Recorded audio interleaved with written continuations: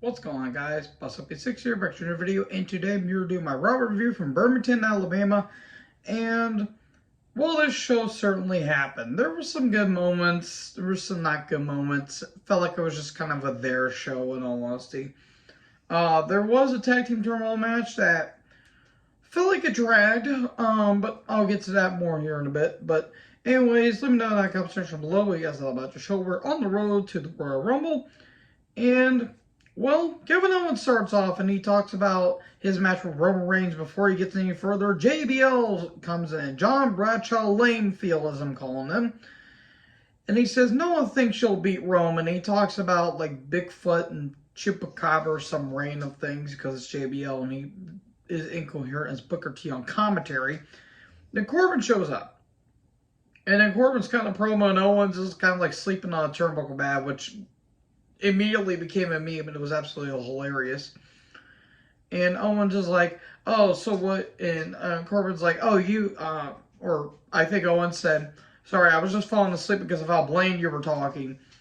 And Corbin's like, oh, well, you want to talk about, falling asleep. How about, I come in there and knock your lights out? And Owens says, well, how about we have a match then? So then I'll stun you, and then we can go along our day. So Corbin took an Owens. It was fine. Corbin's a good worker. I like Corbin, in fact, but he's so bland and generic. They keep repackaging his character. Give us Lone Wolf Corbin back, please. And give us Lone Wolf but a Judas Priest for the theme song, goddammit. Even though that most likely won't happen, but that'll be kind of cool if you think about it. There was chokeslam on the apron. Not a chokeslam on the hardest part of the ring. What will the children think about? It goes on for a little bit, but in the end, Stunner and Owens wins. There you have it. And then the Bloodline show up, and then we get a beat down. And then Owens retaliates with the chair. We'll see you this Sunday for the Royal Rumble. Oh wait, that was just the opening segment. Then we had a recap of the beatdown. I legit said this. I live tweeted, by the way. And live tweeting, honestly, is kind of fun, not gonna lie. What's the point of showing a recap of something we just saw like 5 minutes ago? I understand why, but it feels like it sometimes, it feels like it just kind of feels like they had nothing going for the show. So the Usos and Solo are backstage, and Pierce and security show up, and Pierce is like, well, I got some news for all three of you. Usos, there's going to be a tag team turmoil match, and the winners are going to determine who's going to face you guys for the Raw Tag Team Championships. Not SmackDown, not the Undisputed, but for the Raw Tag Team titles. That's an interesting fact there. And so, well, you're going to have a match against Dolph tonight. Okay, fair enough. Then we get a recap of one of the stupidest women's wrestling matches in women's history between Bianca and Bliss. Bliss is on the announce table. This was bad. This was horrible, in fact. The show tanked about 30 minutes in. I think that's a world record is what I put down. She talks about, you can blame it on Bray, you can blame it on Uncle Howdy, but in the outset, I got mind games over Bianca. And then Bray's stuff appears on the screen that Uncle Howdy shows up. If they go back to what Alexa was during the pandemic, I'm legit going to shut the show. This is horrible.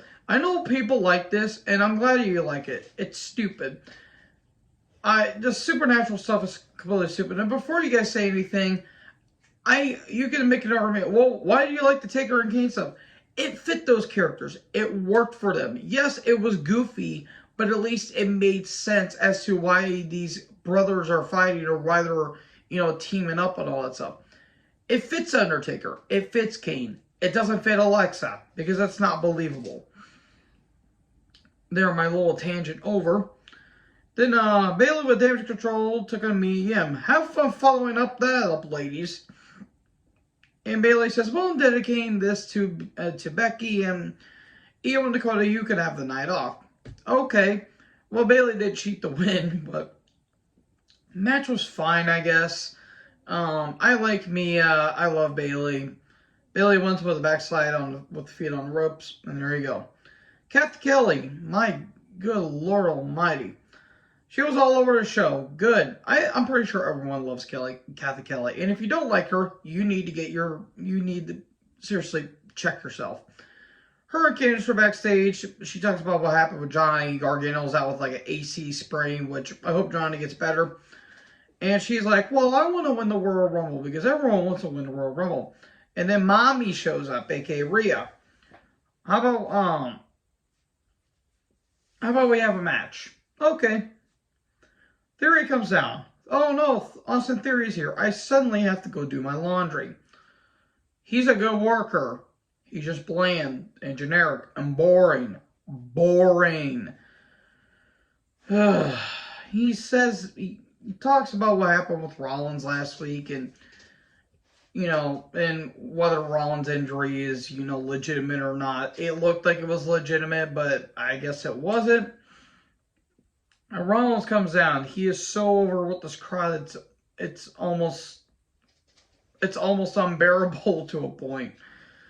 He comes out with a crutch, and basically he says, "I'll be ready for the Royal Rumble. And I'll see you at the Rumble, kid." So I guess it wasn't a major thing. It was kind of like a minor thing. Maybe give Rollins a little bit of time off because, yeah, that 2015 knee injury, yeah, that looked rough. So all of a sudden, Lashley shows up and he spears Theory. And he says he's back and he's ready to main hell at everyone in the Rumble. Good. Good to see Lashley's back. He talks about how his suspension got lifted. More on Lashley here in a bit. Rhea took on Candice. It was fine. It was fine enough match. It was kind of like a strength versus speed, David versus Goliath kind of match. It kind of felt like a showcase more for Rhea in all honesty, but Candice got in her chops. But in the end, Riptide 1, 2, 3, Rhea wins. There you go. It was kind of basic, kind of a basic match. Then Byron Saxton and Lashley in her dressing room, and Byron wants to talk to Lashley about what made him come back, and all of a sudden, excuse me, folks, MVP shows up, and he says, "Well, remember the last time we crossed paths? We haven't seen eye to eye." And Lashley's like, "I don't want to do anything with your business. You stay out of mine, I'll stay out of yours." And, MVP's like, "Well, I can respect that, but if you ever need someone, call me." Possible reforming the Hurt Business, which, yes, they never should have been broken up in the first place, but please reform that group, because at least it'll give Shelton and Cedric something to do. Oh god, that was great. Even though I didn't say I hated it initially. I'm just like, okay, it's just like another faction. But as it went on, I really got into it, and then they just immediately evaporated. Which that's WWE for you. And then Rhodes video package. Again, I want to reiterate, Rhodes, that was very brave, but also boneheaded what you did at Hell in a Cell with a torn pectoral muscle. Wrestling inside Hell in a Cell with a torn pectoral muscle. He's going to be back at the Rumble. He's most likely winning that. And then Kathy Kelly. Yes, more Kathy, please. Her and Dolph are backstage. And Dolph says he wants his revenge on Solo, and then Ali shows up. He says, "Well, you cost me a U.S. title match, and we were going to be in a tag team turmoil, but you rejected it. You're going to have a match with Solo." And he said, "We could have been a good team." And Dolph's like, "Yeah, we were going to be a good team, but I want to focus on Solo, and honestly, no one really cares." They're going to turn Ali heel, are they? Because they have nothing to do with them. Oh, let's see where we're at here. Bronson Reed video package. I'm glad Bronson... if Bronson is good to be back in WWE, then good for him. But in all honesty, he really should have stayed longer in New Japan because him as Jono was awesome. The dude beat Okada, for God's sake. Then Byron and Reed are backstage, and he said, "What made you want to come back to WWE?" And Miz shows up. And Miz says, you scratch my back, I'll scratch yours. That's what friends are for.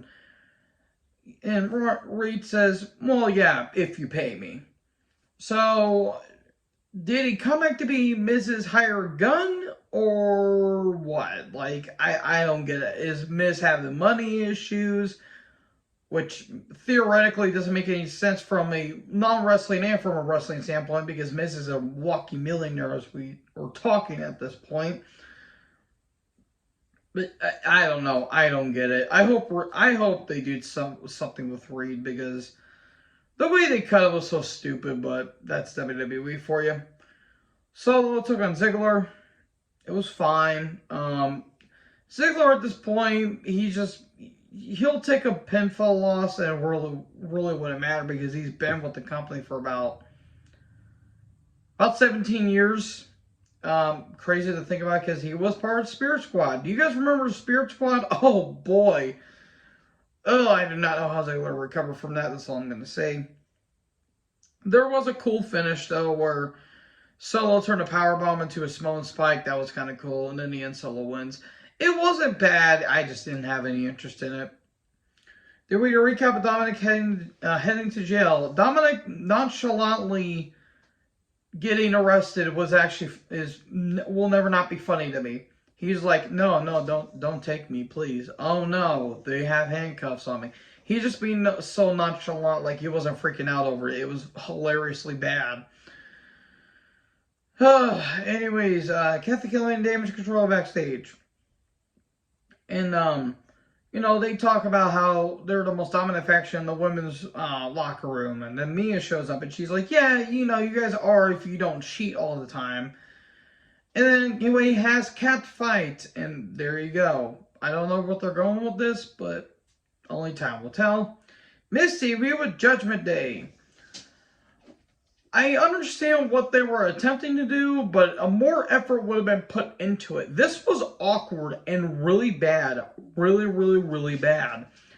They were talking about how Dominic was in jail, and I will say, though, I kind of liked how Dominic was dressing up kind of like Conan, his grandfather, who...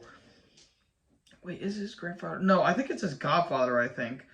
Which I believe I think him and Aaliyah donated, I think, an organ or something, because Conan is dealing with health problems.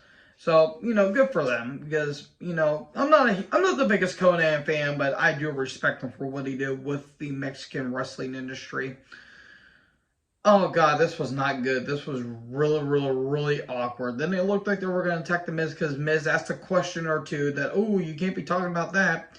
And at least it tag team turmoil match, because Gallows and Anderson for a while they show up. Then we get the tag team turmoil. It starts with Carlos and Anderson. Anderson just recently lost the never openweight championship, which good. They took on Balor and Priest. It goes on for a bit. Balor and Priest win. This is not going to take long, because I wouldn't say I didn't care about it. It's just I felt like it just went by fast, even though it was over an hour. And then Cedric Alexander came in. And Alexander and Shelton come down. It goes on for a bit. It looks like that Shelton and Alexander were going to win, but eventually Judgment Day prevailed. They were feet on the ropes and all that stuff. They went with the South of Heaven, the Slayer. They went with the Slayer round with the coup de grace. And then Alpha Academy come down. They got over, shockingly, more so Otis. Otis does the caterpillar, but eventually he goes to do the the Vader bomb onto Balor, but Balor grabs Gable and he does a Vader bomb on both of them, and it was inverted. But Otis gets taken out, and then Judgment Day win, but Finn got his ribs hurt. The Pearson and medical staff come down. You either forfeit or Dominic replaces you. Dominic replaces Balor. Then Street Profits come down. Street Profits are on Judgment Day. At times it felt like a drag, but like the last few minutes it kind of made it up for it. Dominic got crushed on the ropes, and Ford leaped over Dominic on the Priest. That was pretty cool. There was a 450, but Priest broke it up, and a roll up with a Rhea assist, and Judgment Day win. Okay, I didn't expect that to happen. And then the Usos come down, they have a stare down. So, probably going to have that match maybe next week, maybe at the Rumble. Who knows? Most likely it's going to be next week. But, yeah, that was it, folks. It was alright, I guess. It was just kind of there in all honesty. But, thank you guys so much for watching this video. Make sure you guys like, comment, and subscribe. What do you guys think about the show? Again, tune in next time for when I do most likely I'll do my AEW review. So, thank you guys so much for watching this video. I already said that twice, but I like to repeat myself because, ow. Make sure you guys like, comment, subscribe, tap the little bell for more notifications. Join the herd. I'll talk to you guys next video. Peace out.